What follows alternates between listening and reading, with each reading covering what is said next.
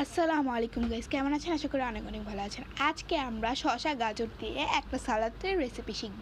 তো রেসিপিটি শেখার জন্য প্রথমেই আমরা শসা এবং গাজরটা গ্রেট করে নিচ্ছি, তারপরে এটার রসটা বের করে নিচ্ছি। রসটা বের করে এটা আমরা আরেকটা পাত্রে ঢালবো। আর এই রসগুলি আমরা ফালাবো না, এটা দিয়ে আমার বোন খেয়ে ফেলেছে এই রসগুলি। এটা বলে খুবই ভালো, ভাইটামিন সি, আরও কী জানি বললো আমাকে। তারপরে এদিকে কেচাপ, মরিচের কেচাপ, তারপর টমেটোর কেচাপ, তারপর ইয়োগার্ট, এগুলি মিক্স করে নিল। এগুলি দিলে বলে ফ্লেভার বেশি ভালো হয়। আমার এসবের মধ্যে কোনো ধারণা নেই, আমার আপুরি আছে।